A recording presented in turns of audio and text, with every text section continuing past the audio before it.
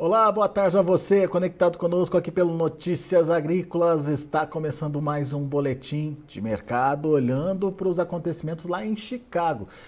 Chicago teve um dia positivo para a soja, altas de 5, 4 pontos aí nos principais vencimentos, depois de uma pressão significativa na sessão anterior. Tem novidade no mercado? É só o mercado tentando se ajustar aos novos indicadores que vêm por aí, entre eles produção americana e o relatório do USA da próxima sexta-feira, que deve mexer invariavelmente aí com as produtividades nas áreas produtoras lá dos Estados Unidos. A dúvida é saber qual o tamanho dessa mexida e como isso pode interferir na oferta americana.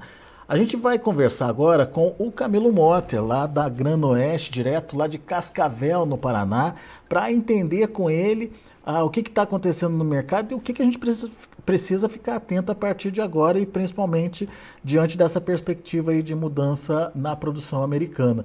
Seja bem-vindo, viu, seu Camilo? Obrigado por estar aqui com a gente, nos ajudando a entender um pouquinho mais do mercado. Um dia positivo em Chicago, mas sem grandes alterações, 4 a 5 pontinhos de alta aí. Qual a análise que o senhor faz dessa alta e, mais do que isso, quais são as expectativas para a semana aí para os preços? Seja bem-vindo. Valeu, meu caro Alex. Boa tarde a você, boa tarde a todos. Realmente hoje tivemos um dia que foi, em princípio, uma continuidade das fortes quedas de ontem, né? E no decorrer do dia o mercado foi retomando a parte positiva da tabela. Esse lado positivo teve a contribuição de uma melhora ou de uma melhor compreensão dos indicadores financeiros, porque tivemos a China hoje de manhã liberando dados sobre o mês de julho, com uma queda acentuada nas exportações em relação ao ano passado, menos 14,5% de exportações chinesas no mês de julho. E as importações também ficaram aí 10 ou 12% abaixo do que no mesmo mês do ano passado, né? Foram dados muito negativos, o mercado não esperava tudo isso, esperava queda, sim, mas não tudo isso. Sabemos que, em termos industriais, a China é o motor do mundo, é a fábrica do mundo. Absorve muita matéria-prima, commodities em geral, e vende produtos acabados. A gente não vê a China vender matérias-primas, basicamente ela vende produtos prontos, industrializados, mas é grande compradora de matérias-primas, sejam elas na área alimentar, sejam na área de energia e também nos metais, né? Então, esse dado foi muito negativo. Também algumas empresas de rating classificando alguns bancos americanos com notas um pouco inferiores. Tudo isso causou preocupações logo pela manhã, mas ao longo do dia isso foi absorvido. Mas o dado mais importante que revelou o tom positivo do dia foram as projeções para o próximo relatório de oferta e demanda, o relatório de agosto, que vai sair na sexta-feira, início da tarde, e esse relatório, em geral, é feito com dados de levantamento de campo, né? Então, não são mais aquelas médias históricas, nem as projeções iniciais, nem a estimativa diária. O que vale agora, quer dizer, ele aproveita alguns desses dados, como a estimativa diária que saiu lá no final de junho, foi um grande baque para o mercado quando houve uma redução diária em relação à estimativa inicial de 5%, né? Ou seja, de 35 e tantos milhões de hectares, o plantio ficou em 33,5 milhões de hectares, né? Caiu aí 1,7 milhão de hectares, foi o baque no final de junho aí, que depois se acumulou com seca e tudo mais, e o mercado ganhou as proporções que ganhou aí durante junho e julho, né? Mas essas projeções para o relatório agora de sexta-feira indicam que o USA vai finalmente promover um corte na produtividade da safra norte-americana. A produtividade norte-americana vinha sendo estimada como recorde histórico, em pouco mais de 58 sacas por hectare, e é possível que haja um corte de pelo menos uma saca por hectare para 57,3,4, algo assim. Isto dá um corte na produção em torno de 2 milhões de toneladas. Lembrando que no mês passado, em função da redução diária, e não de produtividade, mas somente a redução diária, houve um corte de mais de 5 milhões de toneladas em relação às estimativas lá de junho, de maio, né? Então, isso passa a ser revisto agora também em termos de produtividade. Então, a produção deve ser estimada ao redor de 115 milhões de toneladas. O mercado viu isso também como um tom positivo, porque deve haver cortes nos estoques finais americanos, tanto para essa safra, que termina agora em 31 de agosto. Estamos já vivendo aqueles estertores, digamos assim, da temporada 22-23, e em 1º de setembro inicia a temporada 23-24. Então, esse estoque de passagem deve ficar um pouco mais apertado, que no mês passado estava na casa de 5,2 milhões de toneladas, deve ter alguma revisão para baixo, e principalmente para a temporada 23-24, que estava em 8,2 milhões de toneladas, deve cair para algo como 5,5, no máximo 6, né? Então deve haver um corte aí bem expressivo. Deixa eu rever o do ano passado, 6,9 milhões de toneladas de estoque final, 6,9. Deve haver uma queda. E o do próxima temporada 23-24, 8,2, também se imagina aí ao redor de 6, coisa assim, 5 milhões no alto do 5, ou um 6 abaixo, né? Algo assim. Então, essas projeções todas devem trazer, ou o mercado já se posiciona mais comprador lá em Chicago, né? Agora, o que a gente vê nisso tudo? Bom, olhando um pouquinho para trás, aí no final de semana tivemos chuvas muito consistentes lá, o que também acabou resultando em melhora. Já faz alguns dias que vem chovendo melhor, mas no último final de semana houve chuvas bem mais consistentes, mais espalhadas, mais gerais, né, por toda a região produtora americana. Tanto que o USDA reviu no seu levantamento, que sai segunda-feira, saiu ontem à tardinha, uma melhora na qualidade das lavouras. Portanto, agora, 54% das áreas são tidas como boas, excelentes. No caso do milho, é 57%, se não me engano, algo desse nível. 2 pontos de melhora também na qualidade das lavouras de milho. Então, as chuvas mais recentes trouxeram este alívio para os produtores norte-americanos, né? Então, tudo isso pressionou o mercado aí nesses últimos dias, mas agora, entendendo que já caiu o que era para cair para este momento, quer dizer, o mercado volta a se situar ao redor de $13, um pouco para lá, um pouco para cá. Hoje ele caiu abaixo dos 13 na posição novembro, né? Mas voltou a fechar um pouquinho acima dos 13. Então, me parece que é um ponto de navegação do mercado agora até sair o relatório. O relatório pode trazer algumas surpresas. Agosto é um mês bem interessante para a gente acompanhar de perto, né? Muito bem. Só lembrando, pessoal que está acompanhando a gente pelo YouTube, ou também aqui pelo site Notícias Agrícolas, a nossa interação já está aberta, o nosso canal de perguntas aí já pode ser utilizado, caso você queira perguntar alguma coisa aqui para o seu Camilo, fique à vontade, sua participação é importante. Lembrando que você que está no YouTube, não se esqueça de fazer a sua inscrição no canal e não se esqueça também de dar o seu like, o seu joinha lá, que esse é importante para a gente. Bom, mas seu Camilo, vamos lá, vamos entender o que vem então pela frente. A partir do momento que a gente tiver definida essa produtividade no relatório do USDA, pode ser para mais ou para menos, mas enfim, vamos imaginar esse número de 115 milhões de toneladas. Safra americana dada. O que vai chamar a atenção do mercado e qual que é o risco aí desse mercado perder esse patamar dos $13, na opinião do senhor? Eu acho que aí nós temos 2 fatores muito importantes, eu diria até um terceiro se a gente olhar um pouquinho para frente. Em primeiro lugar, ainda, o clima americano segue como um direcionador do mercado por mais, pelo menos, 30 a 40 dias. De meados de setembro, ainda o clima tem bastante influência. E se a gente olhar período colheita, que pode haver excesso de chuvas, etc., a gente poderia até estender um pouco mais. Então, como um driver do mercado, ainda temos o clima americano. Não se esgota com este relatório. Esse relatório vai ser uma projeção em cima do que as lavouras estão nos dizendo agora.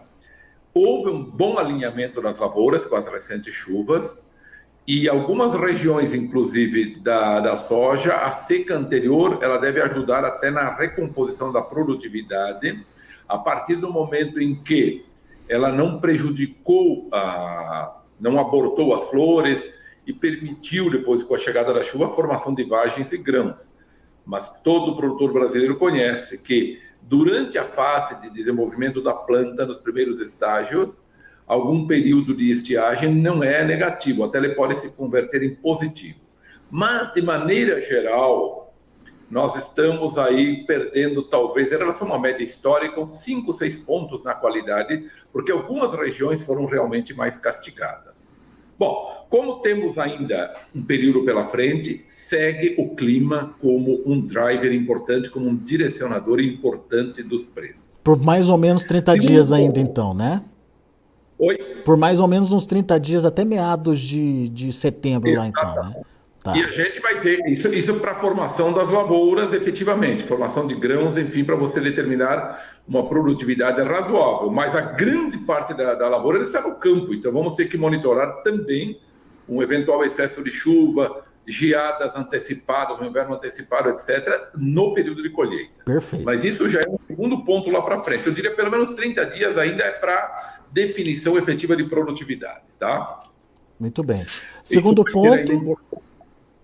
Oi? O segundo ponto que o senhor destaca?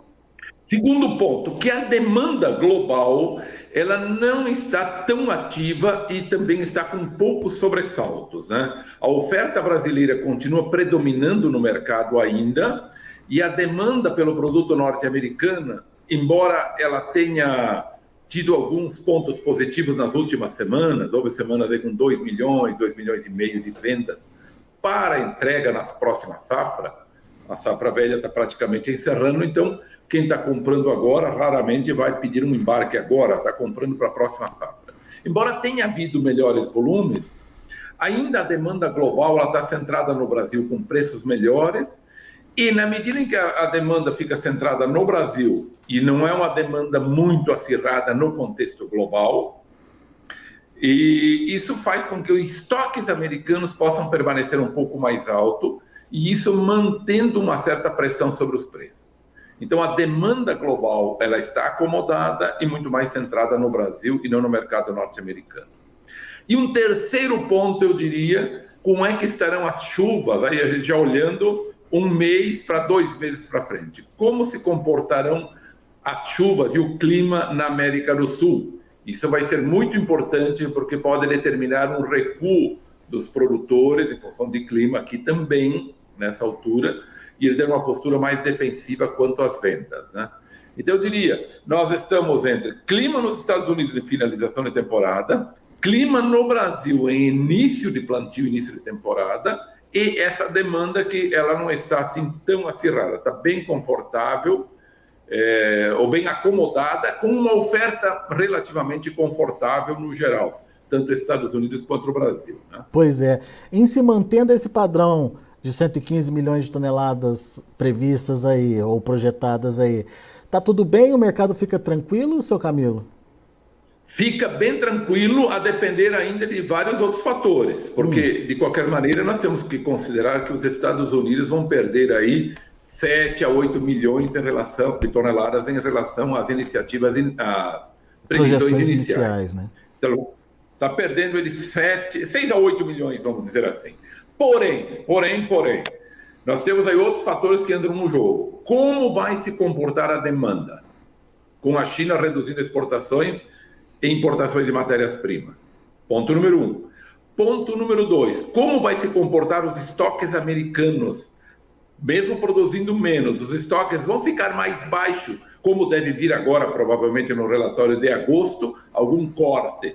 Mas isso será persistente pela frente ou eles podem ser recompostos com uma menor demanda pelo produto norte-americano? Terceiro fator, como vão ser estimadas ou como vai ser estimada a safra brasileira e argentina? Porque se ela vier também com volumes crescentes, nós já temos previsões. O USDA, no último relatório, ele colocou a safra brasileira, ou prevê a safra brasileira da próxima estação, em 163 milhões de toneladas. Mas nós temos consultorias brasileiras já falando em 172 milhões de toneladas. Então, veja bem, se o USA começar também a chamar para cima a produção brasileira e a Argentina se recompor para casas de 45 a 50 milhões de toneladas. É muito provável que esse corte hoje, avaliado para a safra norte-americana, ele simplesmente evapore, simplesmente não queira dizer nada em termos de oferta global. Então nós vamos ter que ir monitorando como esses números vão se comportar aí pela frente. Muito bem. Então, essa é a condição de movimentação de preços lá para Chicago. Agora, e para o Brasil, seu Camilo? Como é que a gente entende a comercialização, entende a precificação da soja por aqui e que momento a gente está vivendo, na sua opinião? Bom, só para dizer que, falando ainda em Chicago, Alex, a gente está vivendo preços ainda historicamente altos, acima de 13. 13, né? Claro que, se houver uma recomposição de produção, a gente pode ter esses números caindo. Bom, aqui em termos de Brasil, nós tivemos um aumento significativo até dos prêmios, mas não tão expressivos quanto a tela mostra, né? Por que isso? Porque a tela mostrava prêmios negativos e fortemente negativos em junho e julho, mas aplicados sobre julho, que tinha um preço em Chicago muito mais alto. Quando eles se alteraram para agosto, setembro, novembro, a gente vê que os prêmios subiram bastante, como eles estavam precificados para frente também, né? Mais altos. E subiram muito mais do que isso. Hoje nós temos prêmios ao redor de 80 a 100, 120, depende de momento e tudo mais. Nesses últimos dias, entre 80 e 120 pontos acima de Chicago. Só que essas posições em Chicago também estão menores. Nós chamamos isso de mercado invertido. Os mercados, geralmente, financeiros, por exemplo, que é um bom exemplo, ou da taxa de câmbio, por exemplo, taxa de juros, etc. Quanto mais longo, sobe mais, né? O dólar, quanto mais longa a taxa, alongada no tempo, mais alta ela é. E assim vai. Por quê? Porque embute custos nesse carregamento ao longo do tempo, né? No caso de commodities, nem sempre é assim. Às vezes nós temos preços presentes mais altos do que os futuros. E na área agrícola, todo mundo conhece bem isso, porque o mês presente, ou as posições mais próximas, reflete, por exemplo, uma situação de escassez de produto, de quebra de safra. E os meses mais longos, eles embutem uma previsão de aumento de produção, estímulo para a produção maior em função desses preços mais altos do presente, né? E é isso que está acontecendo, ou veio acontecendo ao longo de todo este ano. As posições mais próximas sempre cotadas mais altas, e as posições para frente mais baixas. Inclusive, a gente pode ver agora a posição setembro, se não me engano, aí cotada bem mais alta do que novembro, acho que 40, 50 pontos pelo menos acima, mas já teve até um dólar e meio mais alta. Bom, isso se reflete nos prêmios também. Na medida que você trava para frente, você toma uma posição de futuro que está menor e o prêmio acaba sendo bem maior. E aí também não é só por essa razão que o prêmio é maior, mas também porque nós vamos entrando, na medida que o tempo avança, no período de entre-safra, quando se supõe que a oferta brasileira vai ficando menor. E, portanto, quem quer comprar aqui vai pagar um prêmio mais alto, com certeza. Bom, sobre o prêmio é isto. Tivemos uma melhora relativamente boa nesse período. Na opinião do senhor, seu Camilo... Que veio melhorando, né? Na opinião do senhor, só antes da gente evoluir aí para o dólar... na opinião do senhor, essa disputa interna vai ocorrer esse ano? No mercado interno para a indústria, você se refere, né? Exatamente. Olha, em princípio, ela não parece muito plausível que aconteça. Nós vamos nos estender exportando bons volumes, acredito, novembro, dezembro adentro. Nós estamos aí com 72, 73 milhões de toneladas embarcadas. Vamos fechar com 77, 78 esse mês de agosto. Aí nós temos setembro, outubro, novembro para mais de 18 a 20 milhões de toneladas. Então, eu acredito que a gente vai ter pouca disputa aqui. Mas isso é o que aparece hoje. O cenário terá que ser melhor avaliado na medida em que nós temos a evolução da finalização da safra norte-americana e a condução, especialmente em termos de clima, da próxima safra brasileira. Aí a gente pode ter um acirramento da demanda ou não, né? Então, vamos depender muito mais do que vem pela frente do que propriamente o que temos aí de oferta hoje disponível, né? Muito bem. Agora sim, seu Camilo, desculpa, eu te interrompi aquela hora, se eu não me engano, o senhor ia entrar na questão do dólar aí, não é isso? Exatamente. Então, a terceira perna formadora do prêmio, depois que falamos de Chicago e falamos de prêmios, a terceira perna, a formação do preço interno, é a taxa de câmbio, né? E a taxa de câmbio teve uma melhora relativa com os diversos eventos que tivemos aí, né? Aumento da taxa de juros americana, redução da taxa de juros no Brasil, um certo desconforto com relação a rating em alguns países, situação do mercado global, de financeiro global, com algumas dúvidas, etc, etc. Isso, o endividamento do governo, que é só crescente, e as notícias nesse sentido levam a certa urgência desse arcabouço fiscal e que ele contenha mecanismos de contenção do aumento da dívida pública, né? Então, o mercado está vendo que há um certo relaxamento nessas questões. O governo, inclusive, agora querendo incluir investimentos estatais fora do controle de gastos, etc. Enfim, tudo isso acaba influenciando a taxa de forma positiva ou desvalorização do real. Então, ele saiu aí de 4,70 próximo a isso para 4,90. Tivemos momentos até 4,93, 94, se não me engano, hoje. Ele acabou se acomodando agora mais no fim da tarde. Mas isso também já significou aí uns 4%, 5% de elevação na taxa cambial, o que também ajudou na composição do preço interno. Então, se a gente colocar esse aumento da taxa de câmbio com boa melhora no prêmio, basicamente ele compensou grande parte das quedas que tivemos aí nas últimas sessões. Semana passada tivemos uma queda acentuada até ontem, né? Seguimos com queda lá em Chicago, né? Então, tudo isso foi de forma inversa, compensado por câmbio e por prêmios, né? Pois é. E, bom, então a gente tem aí uma expectativa melhor para preço, seu Camilo, no final das contas, ou uma expectativa pior para preço? Não, eu acho que nós estamos vivendo um momento de melhora, mas assim, já boa parte dela, vamos conversar diferente, vamos dizer o seguinte, eu acho que em termos do ano 2023, o pior já ficou para trás. Eu acho que na medida agora que Chicago cai, nós vamos ter um reforço de prêmios. O câmbio, eu não vejo forma dele retornar abaixo dos patamares que já esteve aí, mas é uma opinião muito pessoal minha. Nós sabemos, e todo mundo sabe, que fatos novos podem vir a mercado, mas em termos de Brasil, os fatos novos que vêm, geralmente têm sido fatos não muito agradáveis para a economia e, portanto, com reflexos na desvalorização do real. E mais desses eventos podem surgir no decorrer, né? Então, acho que a taxa de câmbio, se subir próxima de 5 ou ficar ali ao redor de 5, também não está muito fora do que eu vejo em termos da condução da economia brasileira. Não vamos falar também em colapso, né? Mas acho que a gente pode ter uma certa desvalorização do câmbio ainda em progresso aí no decorrer. E Chicago, na medida que se ele cair um pouco mais no decorrer, eu acho que nós vamos ter compensação por prêmios. Mas mesmo que Chicago se mantenha estável nesses patamares, acho que os prêmios tendem a subir um pouco mais no decorrer, penso eu. Então eu acho assim que o pior em termos de preço para este ano já ficou para trás. Aqui no oeste do Paraná, por exemplo, nós tivemos negócios, sempre pensando em prazo máximo de 30 dias, a 125, 126 no pior momento.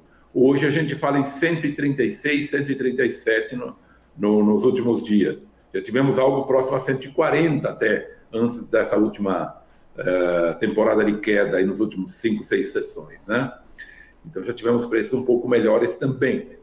Mas o que vem pela frente, acho que é um pouco isso. Uma certa estabilidade em Chicago pelos próximos dias, não vamos ficar oscilando ao redor dos 13 aí, mas vamos depender daqueles fatores que eu falei, nos próximos 30 a 45 dias, analisar bem finalização da safra americana, início do plantio brasileiro e comportamento da China nas compras. Vejo a China muito estabilizada, vejo o clima americano dentro de uma certa normalidade agora, mas vai ter essa quebra, acho que isso vai ter que ser computado.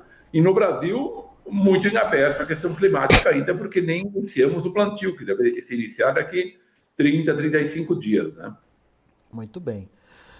Seu Camilo, vamos então aguardar as cenas dos próximos capítulos. Me parece que é um relatório importante esse de sexta-feira, principalmente por conta dessa... que vai ter o corte de produtividade, o mercado já sabe. O problema é saber que tamanho vai ser esse corte, né? E até que ponto ele pode influenciar aí a formação de preços. Até uns 115 milhões de toneladas estaria precificado, seu Camilo? Eu acho que sim. Talvez amanhã a gente possa ter agora os fundos voltando, aí nós vamos ter muita questão técnica nesses dias. Né? Vamos esquecer um pouquinho fundamentos agora e muita questão técnica. Fundos podem estar comprando e a gente ter momentos melhores. Tá. Claro que de repente seria momento até de participação, porque se os fundos que andaram vendendo bastante passam a ser comprados imaginando que este corte de produtividade possa dar algum alento aos preços, então os fundos vêm comprando e a gente tem uma repicada que depois pode voltar a esses patamares depois do relatório, né? A gente vai ter uma boa movimentação nesses dias lá em Chicago, com certeza. Boa. Seu Camilo, obrigado, viu, mais uma vez por estar aqui com a gente e trazer um pouquinho da sua experiência e contar um pouquinho do que o senhor está vendo aí desse mercado de formação de preços de grãos, em especial da soja lá na Bolsa de Chicago e também aqui no Brasil. Volte sempre. Valeu, um grande abraço a você, Alex. Abraço a todos. Até a próxima. Até a próxima. Tá aí, Camilo Motter, Granoeste, direto lá de Cascavel, no Paraná, trazendo as informações do mercado aqui pra gente. Um mercado que está de olho no que vai acontecer na próxima sexta-feira, principalmente em relação aí à precificação da soja e, mais do que isso, a produtividade da soja lá nos Estados Unidos. Essa produtividade vai dizer o real tamanho da oferta americana por lá. Deixa eu passar para vocês os números da soja, do milho e do trigo, números que são de fechamento do mercado já. Você acompanha comigo na tela o agosto para a soja, fechando a 14 dólares e 30 centes por bushel, com alta de 15,5 pontos. O setembro já com alta, bem mais moderada, de 5 pontos mais 25 a 13 dólares e 53 centes por bushel. Em novembro, 13 dólares e 6 centes por bushel, 4 pontos de elevação. E o janeiro, 13 dólares e 15 centes por bushel, 4 pontinhos aí também de alta. Entre 4 e 5 pontos, portanto, os principais vencimentos ficaram positivos hoje na Bolsa de Chicago. O milho para setembro, 4 dólares e 85 centes por bushel, 3,5 de alta. Dezembro, 4 dólares e 98 centes por bushel, 3 de alta. O março, 5 dólares e 12 centes por bushel, também com 3 de alta. E o maio, 5 dólares e 20 centes por bushel, 2 pontos mais 75 de elevação. E para finalizar, a gente tem também o trigo. Para setembro, 6 dólares e 56 centes por bushel, com queda de 1 ponto mais 25. Já os demais vencimentos encerraram em alta. Dezembro fechou com meio pontinho de alta a 6,81. O março, 0,75 de alta a 7 dólares e 5 centes por bushel. O maio, 7 dólares e 18 centes por bushel, com alta de 1 ponto mais 25. São números, portanto, já de fechamento do mercado lá na Bolsa de Chicago. A gente fica por aqui, daqui a pouquinho tem outras informações e mais destaques. Continue com a gente.